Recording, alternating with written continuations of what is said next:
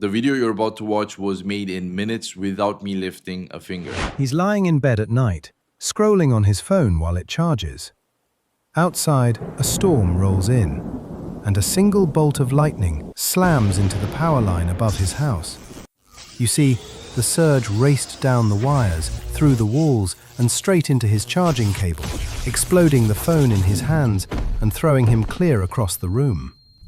His palm was burned black, his heartbeat thrown into chaos, but somehow he survived.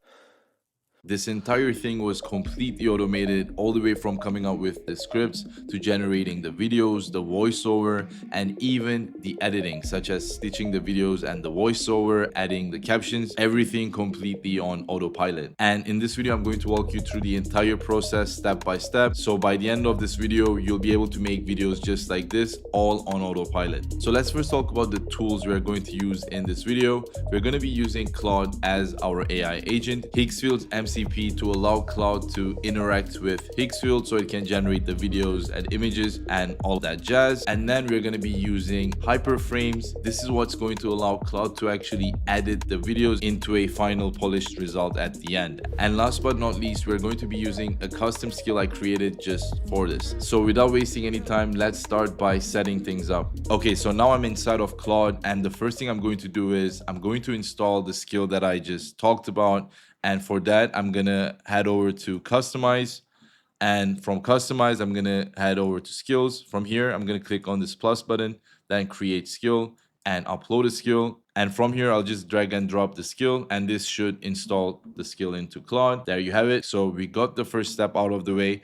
Next step is to install Higgsfield's MCP. As I mentioned, this allows Claude, our AI agent, to interact with Higgsfield so that it can generate the videos, the voiceovers, the images, and so on. And for that, what we're going to do is we're going to head over to higgsfield.ai. From here, to MCP and CLI, and from here we're going to navigate to the MCP tab, which I'm already in. You can see the steps for installing here, which are pretty simple. The first thing I have to do is simply just copy the Higgsfield URL as given below, and from here I'm going to navigate to customize, and inside of customize I'll click on connectors, and from here I'm going to click on the plus button again and say add custom connector. Inside of this I'm going to paste in the URL, and as for the name, it's just simply going to be Higgsfield, which is mentioned in step 2 here. So I'm just going to go ahead and paste that here, and then I'll click on add. This is going to add Higgsfield as one of the connectors to our Claude. In my case, by the way, I'm already connected, which is why it says disconnect. But if you haven't yet connected, you'll have to authenticate it with your account. But with this, now we have Higgsfield and the skill ready, so we can continue with the next step of the process, which is going to be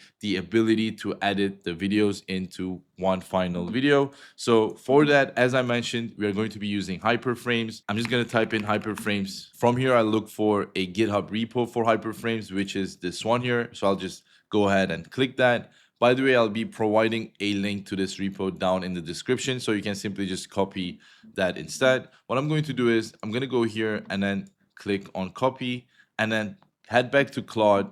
From Claude, I'm going to select Cloud Code. Before I do anything, I'm just going to click on add a folder, and from here I'll go inside of the newly created folder for this video, Zac D automation, and I'm going to click on select folder, and now I'll simply tell it to install the following repo into the Zac D automation folder.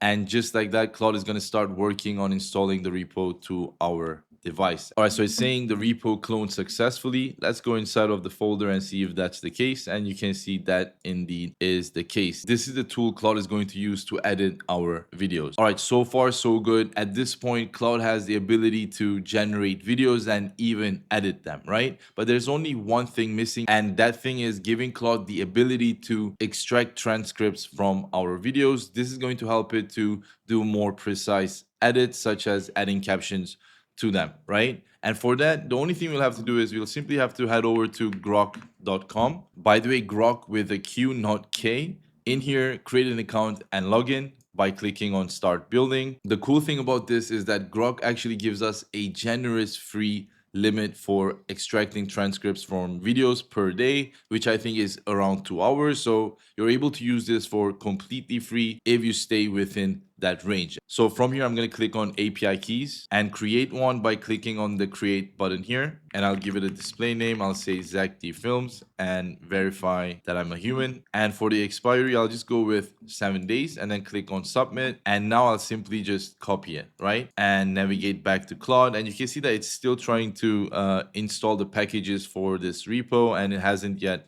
done it. So I'll just wait for it to complete before we continue. All right, the installation is successful, so we can continue with the next step, and that is giving Claude the API key that we just generated and tell it to add it into the Hyperframes project. So I'll just say, please add this Grok API key to the Hyperframes project and wait for it to do that. All right, this step is also complete, and you can see that it rightfully gave a warning about not sharing my API key directly in plain text, which is very true. The only reason I did is because once I'm done with this video, I'm going to be deleting the API key. So never share API keys with anybody if you don't already know that, because if it gets leaked, you'll be incurring the cost of what people use using your API keys. So definitely be very careful about that. But with that, we now have everything we need to start creating the Zac D style videos. So let's actually start with that. So I'm going to create a new session and I'm going to say, hi, using the short form video producer skill, let's start with generating 10 ideas.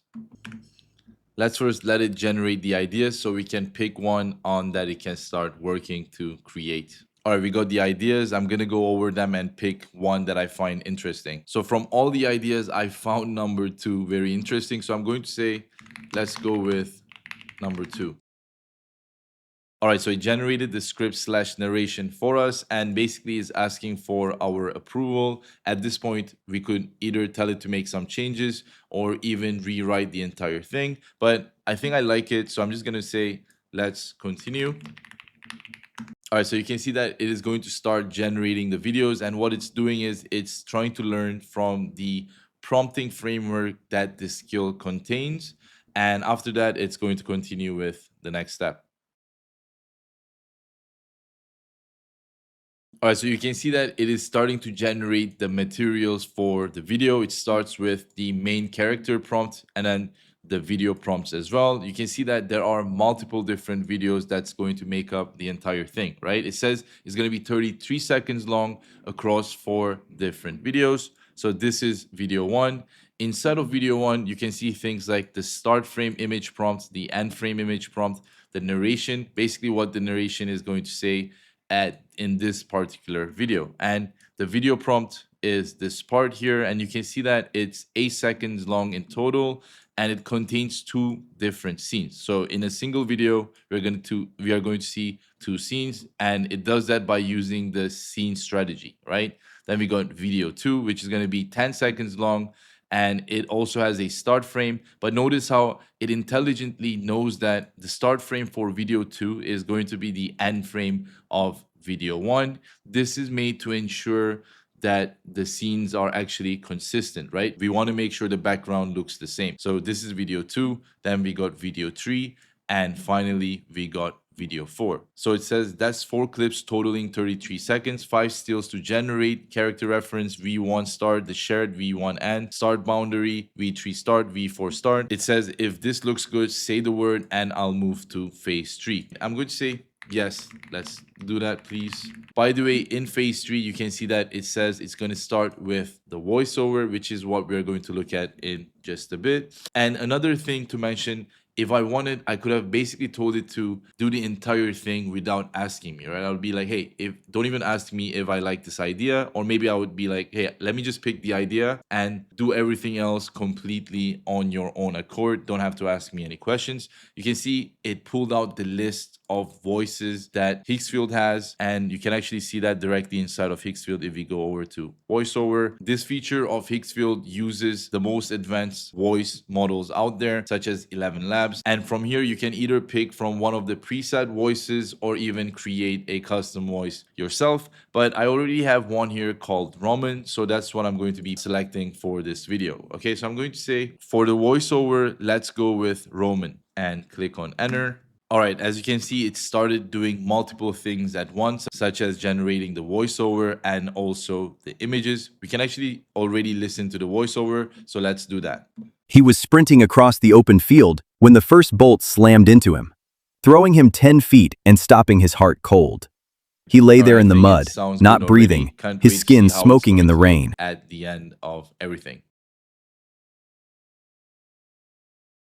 But now let's wait for the images to be generated so that it can generate the videos next from them. All right, our first image is ready. As you can see, this is our character reference image. And my bad, it wasn't generating the other images yet. It first needs to generate the character reference image, and only then it can start generating the rest, because those images are based off our character. So now we just wait for the images to be ready. All right, we got some of the images ready and it's already looking great, to be honest. I'm very excited to see how this one is going to turn out. Then we got this one here, an inside view onto his heart, which also looks interesting. I'm not sure if this is biologically accurate though. I feel like these arteries are like has no connection. I don't know what that is, but hey. Okay, so we got another image of the guy running like a cool chat, and finally we have another image of him calmly laying down on the dirt, which is very inspiring to say the least. So let's see what it's going to do now. You can see that with all these images, it's now able to start generating the videos, which is what it is exactly doing. So now let's wait for the videos to be ready. You can see it says all 4 clips are now rendering on Seedance 2, video 1, video 2, video 3, video 4. By the way, it's not randomly selecting models for generating images and videos. Instead, it follows what's instructed inside of the skill, which tells it to use GPT image 2 for images and Seedance 2 for videos. So it's correctly following that. Okay, so all the videos are ready, but instead of watching them one by one, I would like it to first edit the video for us so that we can see the final result of it. So what I'm going to say is, using the hyperframes repo in your current working directory, I want you to edit these videos by stitching them together, adding the voiceover to it, and also captions by using the Grok API for the transcripts, and enter. All right, so now it's going through the hyperframes repo, trying to understand how it works. And within the repo, there are already skills that's going to direct Claude. So it's going to be able to use it with no effort. So I'm just going to let it understand that and figure it out on its own. All right, the video is ready. Let's take a look at how it turned out. He was sprinting across the open field when the first bolt slammed into him, throwing him 10 feet and stopping his heart cold. He lay there in the mud, not breathing, his skin smoking in the rain. Then, seconds later, a second bolt struck the exact same spot, straight through his chest. You see, the first strike had flatlined him, but the second surge tore through his body like a defibrillator and shocked his heart back into rhythm. He woke up gasping in the downpour, killed and brought back by the same storm. Okay, the video is definitely not perfect. For starters, the fact that he flew up like this Field when the first what bolt happens when you get struck by a lightning, but that is what slammed happens into here, him, throwing him 10 feet and stopping his heart and then cold. another part that I find obviously to not be perfect is where when he gets struck by the lightning and you can see that his chest starts burning up, but in the final video you can see his shirt has nothing, which obviously is not consistent. So this is another problem. But that said, I do like how the voiceover is consistent with what's going on the screen, right? So for example, when it talked about that he gets struck by the second lightning, you can see that that's exactly what's happening on the screen. And also when the narration was talking about the second hit restarting his heart, you can see that that's exactly what happens at that time. So it's very nice in that way, but yeah, it's definitely not perfect. So all in all, I'm actually pretty happy with the way this video turned out, considering it was completely automated. Like I said, I could have simply told it to do it the entire thing without asking me anything, right? But in this case, if I wanted it to be perfect, I could simply tell it to, for example, generate the first video here where he flies up when he gets struck to be more realistic. And then I would either tell it to regenerate this video where his shirt starts burning up, or the final video to make sure that the shirt looks consistent across, logically consistent across different shots. But this is how the workflow works. As you can see, it was able to generate the entire thing all on its own, including the videos, the images, the voiceover, and then take them over to hyperframes to edit them, where it also layered in the captions as well without me doing anything. So it's very impressive in my opinion. But with that said, that's about it with the video. I hope you enjoyed it. If you did, be sure to leave it a like and subscribe if you want to see more videos like this. I'll see you in the next one. Take care.